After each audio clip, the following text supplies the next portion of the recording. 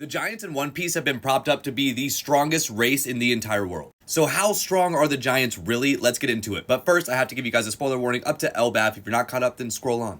My friend Rob asks, is it just me or are the expectations of the Giants' strength too big for reality? They are obviously strong, but with the massive lead up we had, the hype is just a little bit too high. Honestly, Rob, I fully agree with this sentiment. We met Dory and Bragi all the way back in chapter 116 of One Piece. So we have been waiting for literally 1,000 chapters to see what these guys can really do. Not only have we had Luffy and Usopp hyping up Elbaf for 1,000 chapters, we've also had the world government hyping up the fact that giants play a massive role in this story. And it all seems to be based around strength. If you've got a giant, or even more impressively, an ancient giant on your side, then that's definitely going to help turn the tide of the battle. But even though Elbaf is known to the world as a warrior race, that's not inherently true anymore. King Herald allegedly loved peace and wanted to bridge the gap between Elbaf and the world with trade instead of with war. Because of that, he's revered by many of the giants as one of the greatest kings they've ever had. But there's also absolutely a subsect of giants that are not happy with the fact that they are no longer a warring race. It feels like it's going against all of their core principles. But King Herald even went as far as to remove his horn so he could try to wash away the era of war that they were living in and bring the giants into a new era. And that being said, it seems like he's been successful.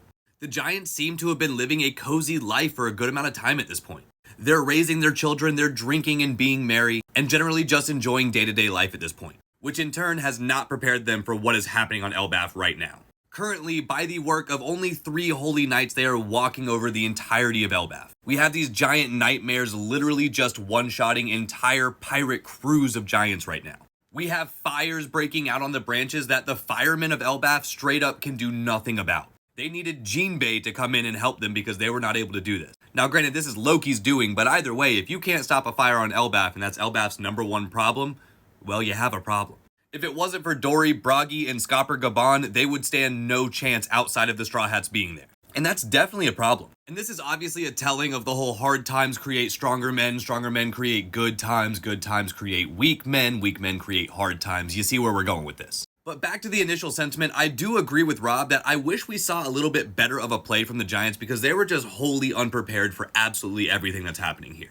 And honestly, if Dory and Bragi weren't able to squash the beef with the help of the Straw Hats, they would still be on that island not helping them at all. Hiriden would be the only option, and I'm not saying he's not lit, but I just don't think he's as tough as these two. Maybe I'm wrong and maybe we'll see more of it. But I do agree with Rob, these Giants were not prepared for this stuff. They just might have been overhyped. If you like this and you want more long-form theory crafting discussions, we got it on the Red Play Button app. We've also got a Discord and all the other vibes. Come hang out with us. Peace.